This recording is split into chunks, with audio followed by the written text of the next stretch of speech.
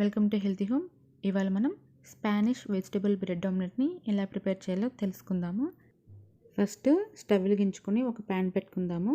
ఇందులో 2 స్పూన్లు ఆయిల్ వేసుకుందాం.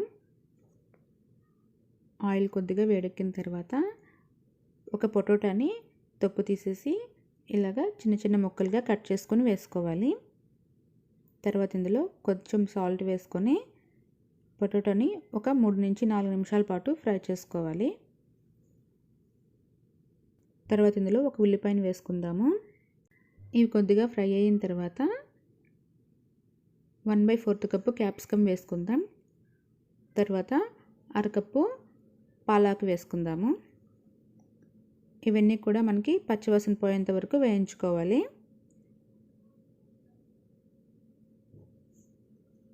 మరి ఎక్కువగా ఫ్రై చేసుకోకూడదు. ఇవి మనకి ఫ్రై అయిపోయాయండి. ఇప్పుడు వీటిని ఒక బౌల్లోకి తీసుకుందాము. ఇప్పుడు ఇందులో అరకప్పు క్యారెట్ తురుము వేసుకుందాం. తర్వాత 1 స్పూన్ కారం, మీకు స్పైసీ ఎక్కువ కావాలంటే ఇందులో కొన్ని పచ్చిమిర్చిని కూడా యాడ్ చేసుకోవచ్చు. 1/4 స్పూన్ పసుపు, రుచికి సరిపడినంత సాల్ట్, 1/2 స్పూను మిరియాల పొడి, 2 టేబుల్ స్పూన్లు కొత్తిమీర వేసుకుందాము. ఇవన్నీ వేసిన తర్వాత ఒకసారి బాగా మిక్స్ చేసుకుందాం. ఇప్పుడు ఇందులో 3 ఎగ్స్ వేసుకుందాము.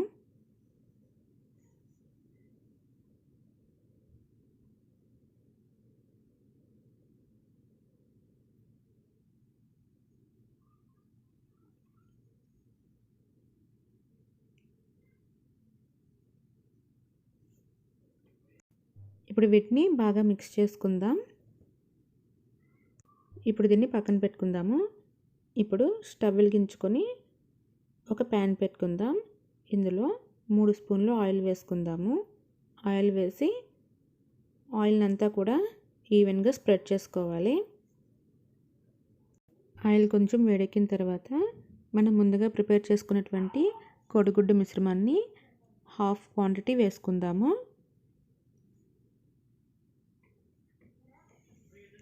తర్వాత ఈవెన్గా స్ప్రెడ్ చేసుకుందాం. ఇప్పుడు చీజ్ని వేసుకుందాము. చీజ్ వేసుకున్న తర్వాత దీనిపైన మిగిలినటువంటి ఎగ్ మిశ్రమాన్ని వేసుకుందాం. చీజ్ అనేది బయటికి కనిపించకుండా ఎగ్ మిశ్రమాన్ని మొత్తం ఈవెన్గా వేసుకోవాలి. తర్వాత మూతను పెట్టేసి లో ఫ్లేమ్లో ఒక 5 నుంచి 7 నిమిషాల పాటు కుక్ చేసుకుందాము. చూడండి, మనకి కిందంతా కూడా చక్కగా ఉడికిపోయింది.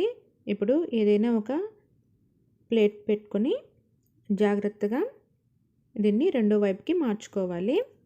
ఇప్పుడు అదే ప్యాన్లో మరొక వైపు కూడా ఎగ్ వేసి ఉడికించుకుందాము. దీన్ని లో ఫ్లేమ్లో మరొక 3 నుంచి 4 నిమిషాల పాటు ఉడికించుకుంటే సరిపోతుంది. ఇంతేనండి, ఎంతో టేస్టీగా ఉండేటువంటి వెజిటబుల్ బ్రెడ్ ఆమ్లెట్. డెఫినెట్గా ట్రై చేయండి.